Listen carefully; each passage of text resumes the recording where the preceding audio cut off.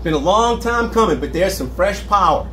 We just got finished this weekend putting my small block Chevy, coupling it with my 4-speed Saginaw, brand new clutch, put that together, inserted into 56 Bel Air into Christine, and she's getting closer and closer by the day. If you're interested in seeing how I get this done, stay tuned.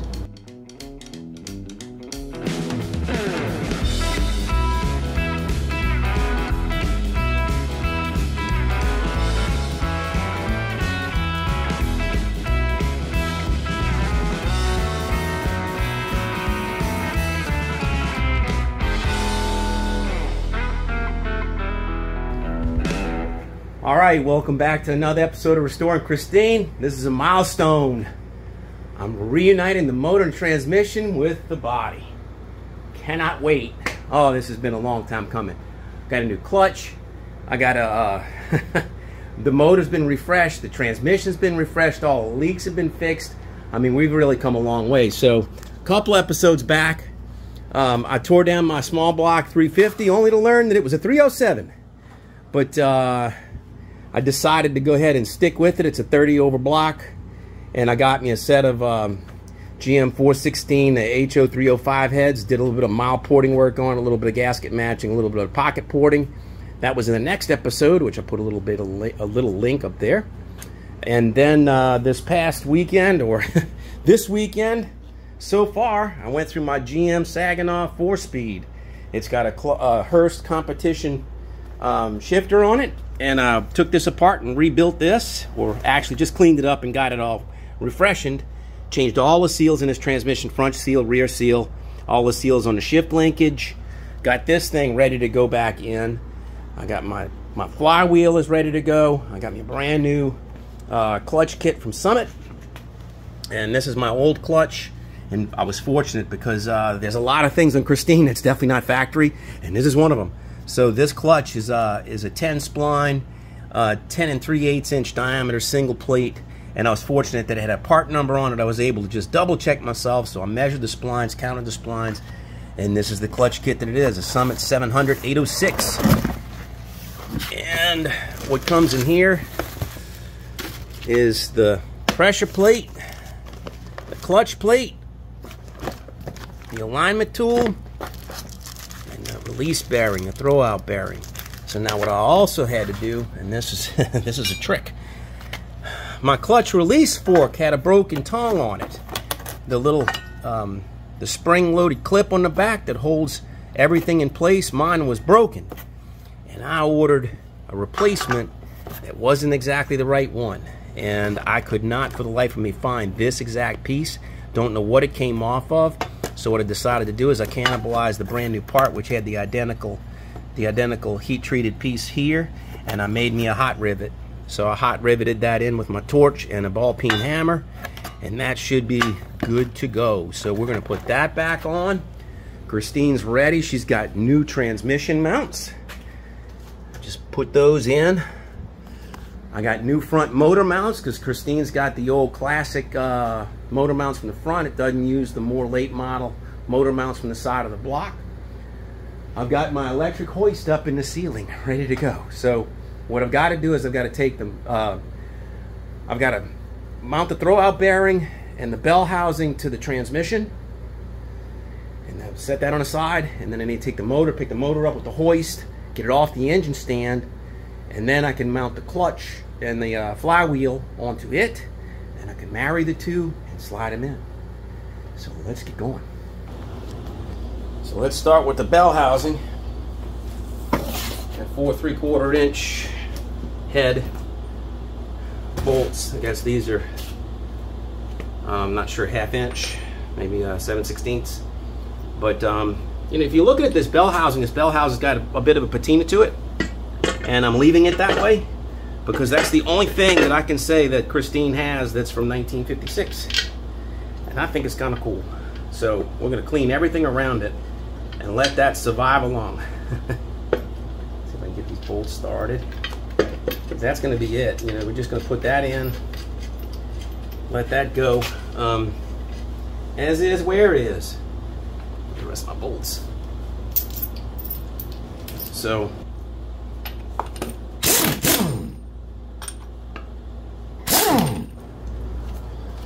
took a little bit of 320 and just smooth this out. It's got a little bit of a nick in it on this side. It's not protruding, but it's gouged in. So I just wanted to make sure that that was smooth. It kind of felt a little gritty. So I want that throwout bearing to slide nice and easy. And the old throwout bearing. Old throwout bearing didn't look bad. Got a little bit of play in it. A little bit. And it doesn't make noise, but this one has got no play in it. This is real tight and smooth. So that's going to be much better right there. Absolutely. Yeah. It wasn't terrible, but wasn't great. So let me make sure that that's going to slide fine. There you go. Look, it's not catching on anything. Okay, good. Good. I don't need to lube that. I don't want to lube that. But there you go. Okay. I'm not getting my fork. Clutch fork. And they tell you that, before I put this in, they tell you that to make sure that this tab and that both go inside of the little groove and not prying out. So that's what I'm going to do. I'm going to make sure I got it tucked underneath.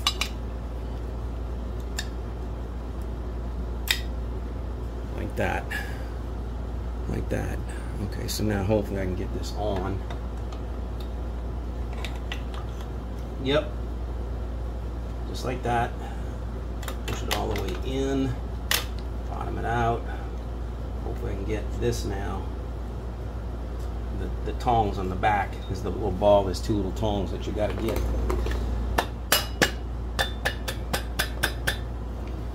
Like that. Back. There it is.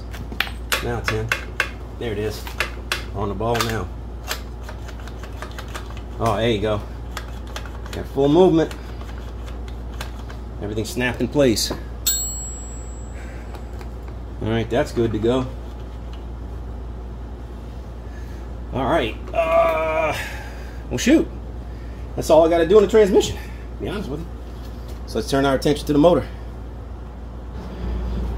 You know what? Let's hide the bride from the groom so I can get some room to work. I wouldn't normally pull her completely out, but I got the air conditioner on and it's hot as can be. So I'm just going to roll her out. Let all my air conditioning out. Push.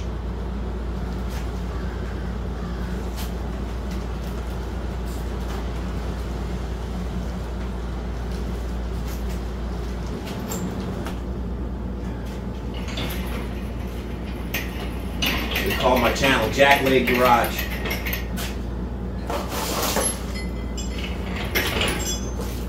I'm not the tidiest and neatest person in the world. That's for sure. But you know, it's just it works for me. Get this underneath it. Not to cheat the lift to the back. Let me get that set up. Alright, I got my two lifting lugs on, lifting eyes, got my chain. Got this set, I'm cheated towards the back, so when I pick it up, it's going to be kind of tilted towards the front. But I'm going to pick this up to where I can get it off of this engine stand. And I love this electric hoist. This thing is awesome.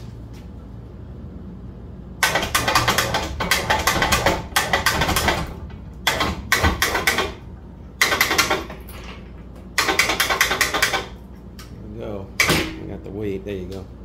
Need to take these off. What size is that? Like 9/16?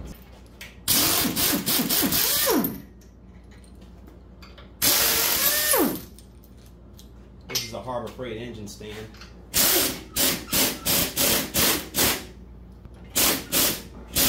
So this is interesting. In the back of the crank is a pilot bushing. So the tool I've checked, and they give you a pilot bearing. So the pilot bearing fits snug on this tool, and the pilot bearing fits snug on the nose of that transmission. Check this out. Loose as can be. That's going to be a big improvement. So I made me a puller. I saw a little video that showed an old school trick that you pack this with grease and then you pound a plug and then you let the grease push it out, but I don't have a plug that's the right diameter. So I just used an old carriage bolt from a toilet mounting flange, and I grinded the head so that it just barely fits in there and it hooks in the back. And what I'm going to do is I'm going to try to see if I can't use this like this and tighten that and pull it out. Let's see if it'll work. Well, I didn't video all that nastiness, but I had to end up gouging the bottom of the bushing, and then I made this little carriage bolt with the head that goes behind it, and I can pull it now that I've gouged it. But it's finally coming out. I mean, this has been, shoot, about an hour. There it is. Golly, man. I got lucky and I didn't mess up the crank. Whew, man, that was a mess, but I got it. Put the bushing in, or the bearing. Got a new bearing for it. Let's put that in. Need to clean out all my goop. All right, I got the pilot bearing sitting there. See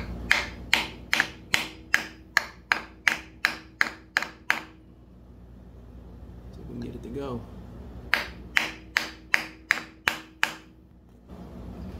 Just gotta be brave. Got it all the way in. Yeah, it's seated. Woo! I did not like that. I hope I don't ever have to take that thing out. Oh man, that is a bear. No, I don't want to do that again. All right, so I'm about to put my flywheel on, and I resurfaced it. So let me show you that video, which is a little bit of a look back. I did this last week. This flywheel, even though this disc may have been maybe glazed, but look at the flywheel. There is nothing left on. I mean, there's no markings on it. You can see where the clutch had been rubbing, but if you look really good, you can still see the cross hatching from when this thing was machined. So I'm not going to have this thing resurfaced. I mean, there's the machining marks, and you can still see some remnant of them here. So what I'm going to do is I'm going to take my body tool, my jitterbug, which is a flat deck, and I'm going to go ahead and sand this thing with a couple of different grits and try to just get this surface just cleaned up, and that's all I'm going to do to it. So here we go.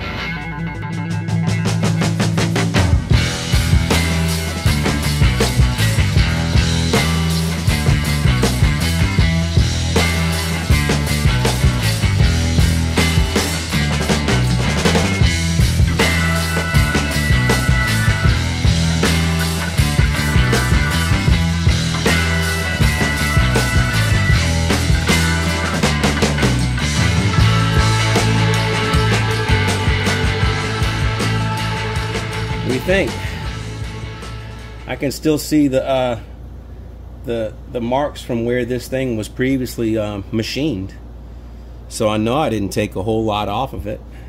It looks really pretty. All right, I got new bolts from Summit to fasten that flywheel to the crank. Came with new Starlock washers, 6 of them. Get those in, and then we can start fooling with the clutch. I think we're on our way now.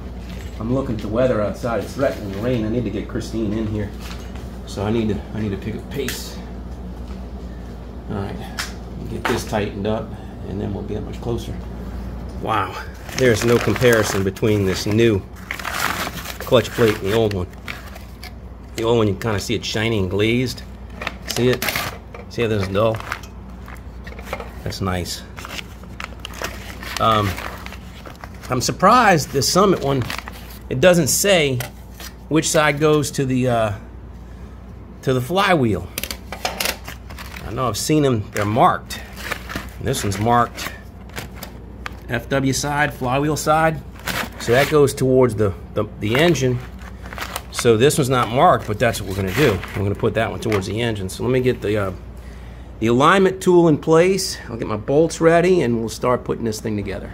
All right, I did wipe all this down with lacquer thinner, because if you saw in the other video, I sprayed it down with WD-40 to look at me doing it backwards, to keep and preserve it. There you go. I guess it's pretty obvious because I could feel interference, but there you go. That's gonna fit. Get my bolts. This thing's heavy. Get out of my way.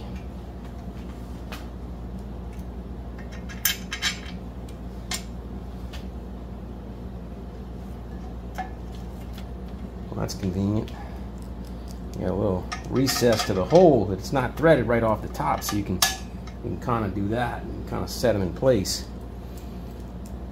That makes it nice and easy. Wow, Christine's not gonna know what to do with herself.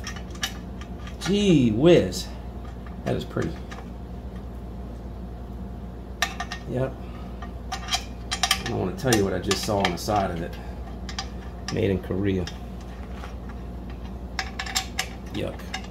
Alright, let's get those started. Get that spot.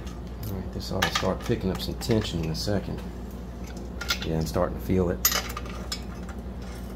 Yep, it's about 1/4 inch off. This one's starting to pick up some tension, some pressure.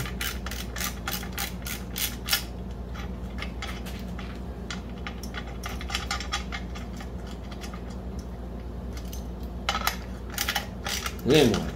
Oh man, we need to lower this to the ground, get the transmission brought to it, and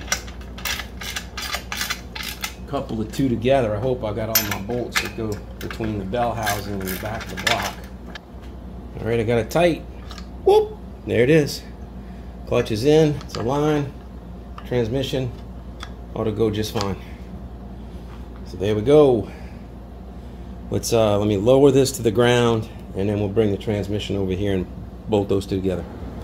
All right, I made sure I got a spline at 12 o'clock and a spline at 12 o'clock here, so they're close. I don't know how close I am to lining this up. Rotate the transmission a little bit. Yeah, on this cart, it's not exactly doing too good. Let's see, back of the transmission needs to come up.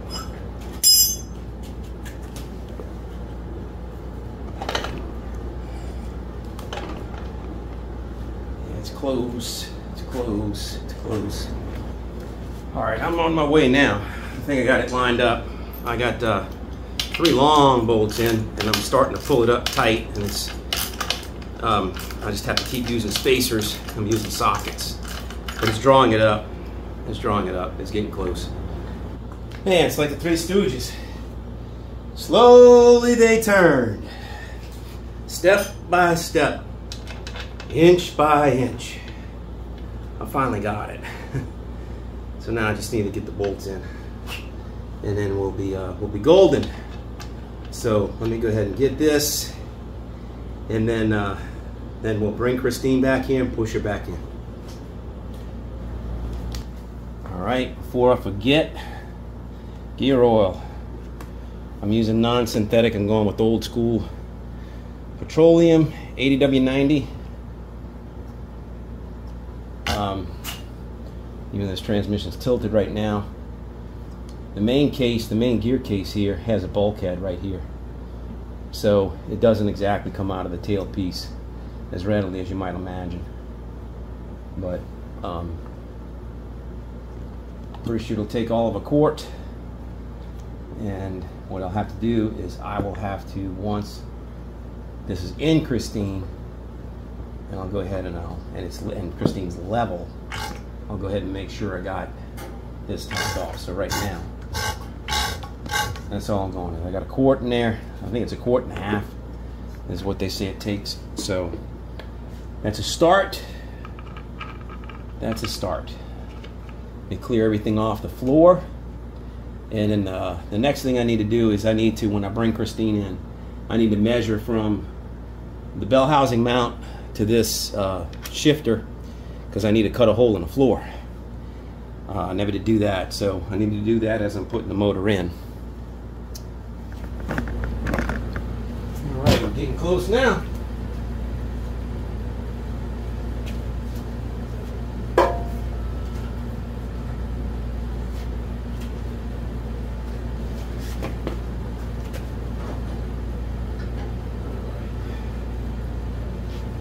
Stop right there.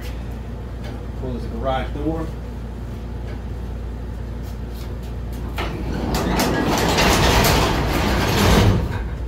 It is hot and humid. All right, so I measured for that. I need to go ahead and cut the floorboard out, and then we can just slip this right in place. All right, I treated myself to a Power Master starter. I have one on my 71 Cutlass. They're high torque. I love them. Back in the day, when you used to race on dirt, for a high torque starter, what you would do is you would go to a rewinder, and you'd have them put the diesel winding on a regular casing, and that would do it. This has got 3 bolts. It's got a stud, and then it's got a bolt on this side, and then it's got a bolt that comes from the back. Kind of weird. So, getting this one in. Well, I can't wait. Now I'll be able to start doing, I think my next thing is going to be to put the front clip on, and then the stainless steel trim, and then the glass, and then the wiring, and then the interior. I've got maybe 7 major subjects to do, and I have 10 more weekends, I think, from here. Or maybe it's 10 including this one. I forget which. But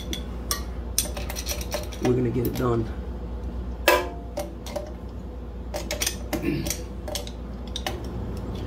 All right, let's get her in. It's pretty close to the center.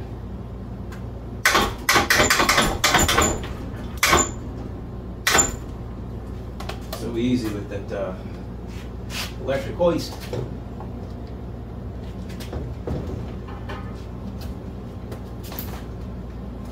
One step at a time. Keep sneaking up on it. Keep banging. Thank you. Alright, need to go through the sump of 12 pan clear.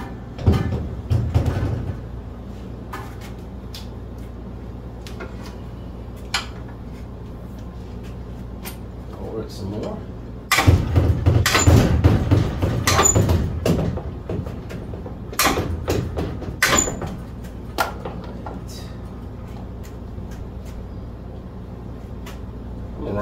I'm going to run out of garage.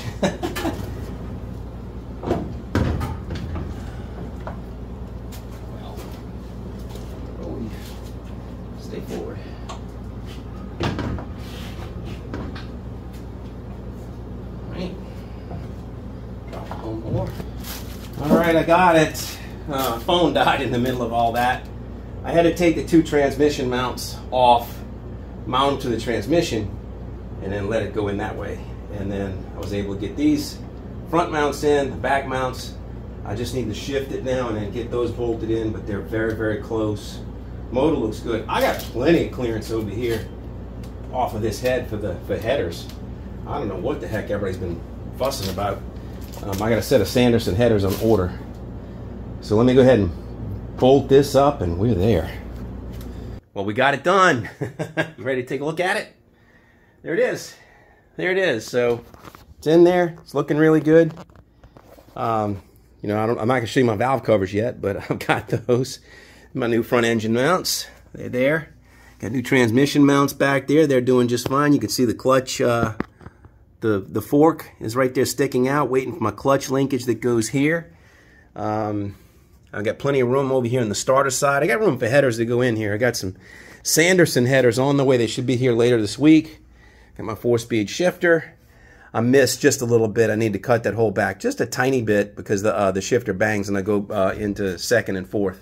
But that's going to do it. do thank you for watching this video. Hope you got something out of it. If you enjoyed it, please give it a thumbs up, and if you're liking the channel, I'd love a subscription. So until I see you next time, please take care of yourself. Cheers.